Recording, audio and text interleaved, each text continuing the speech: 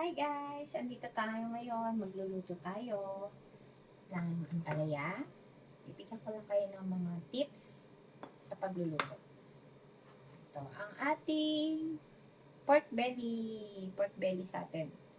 But here, we call it paalam. Pag bibili kayo, sabihin nyo lang, paalam. Chinese name siya. So, madali na lang guys. Chinese cuisine, right? Garlic, and a little bit, kunti lang, matausi, fermented beans, egg, and Himalayan salt. Of course, we have oil.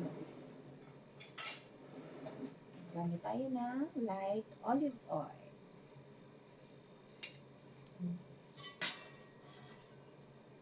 Lalo na yung mga bago dito sa Hong Kong. Kung wala kayo masyadong alam na lutuin, pwede nyo itong isama sa inyong menu. Kung gugustuhan ito ng mga amo nyo.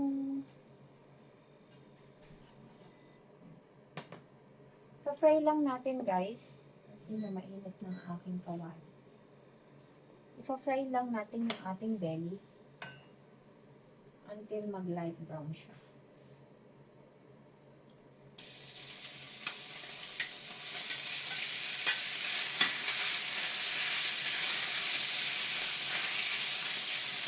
Ako kasi hindi ko sinasama yung skin. At saka hindi ko masyadong sinasama lahat ng taba. So, pinapaano ko siya. Ini-extract ko yung binibilhan ko na tanggalin yung konting taba sa unahan. Pansin nyo guys, yung pork belly kasi ano siya, alternating layer ng fat and meat. So, good din siya for roasting, bake cooking. Yan. Patry lang natin sa wood, guys, until mag-brown siya. So, di ba nagmamantika siya? So, ang ginagawa ko para hindi siya masyadong mamantika pag niluto ko na. After nyo magmantika, I transfer to another pan para you know naman, ang mga Chinese, takot sila sa mamantika.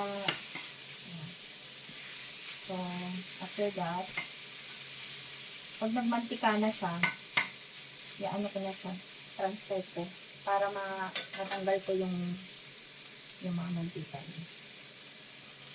Yun guys, ito nyo na siya, magpagka-brownish na siya. Sarap yun.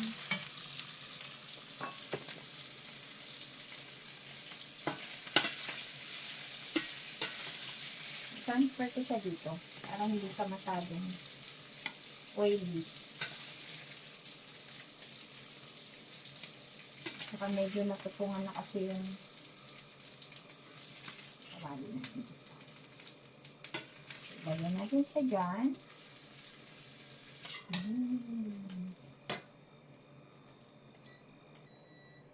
Ano pala guys, bago ko pala siya, nilagyan ko pala siya ahead of time na pagkahugas ko, pagkalinis ko, hiniwa ko siya. Pagkahiwa ko, nilagyan ko siya ng salt. Yan, nilagyan ko siya ng salt. Konti lang naman. Kasi yung salt guys, nakakatulong siya para mailabas ng meat yung kanyang lasa. And then, nilagay ko siya sa fridge. Nilagyan ko lang ng cling wrap. And then, isa pang tips, guys, para gusto nyo, soft yung inyong pork, mas maganda siyang lagyan ng konting cornstarch. At saka naglalabas din siya ng lasa ng meat.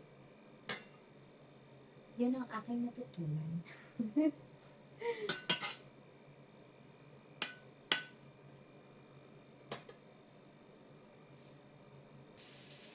Yun guys, lagyan na natin yung garlic natin.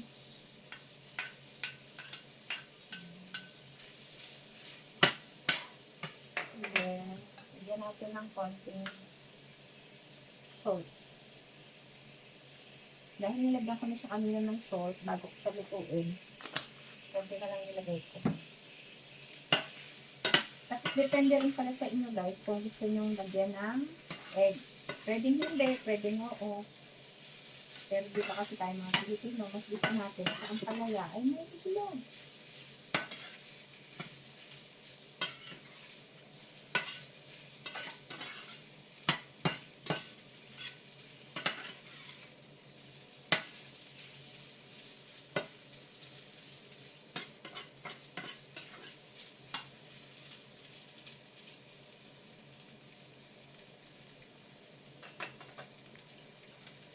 Lagyan na rin natin yung toasted.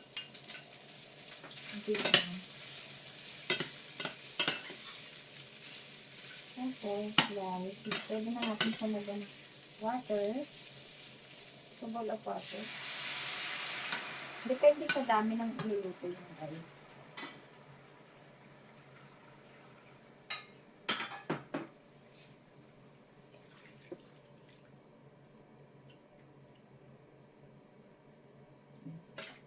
Papalambutin muna natin yung meat.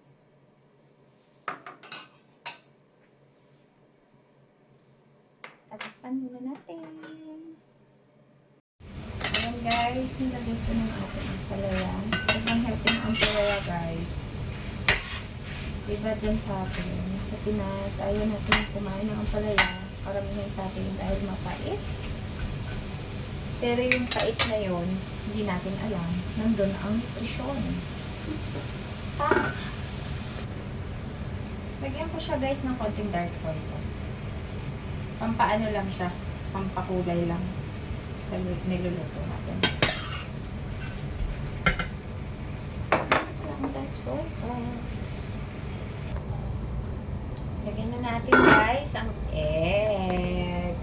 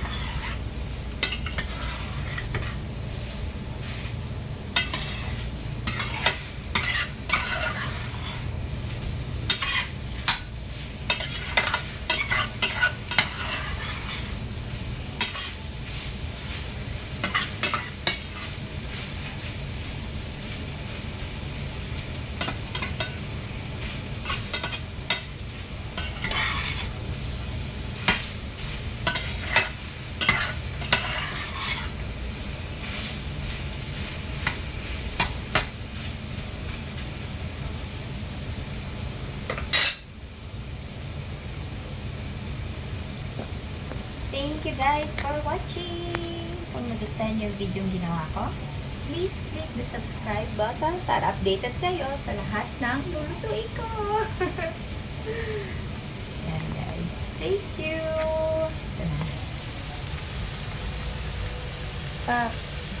Bongga! Bye!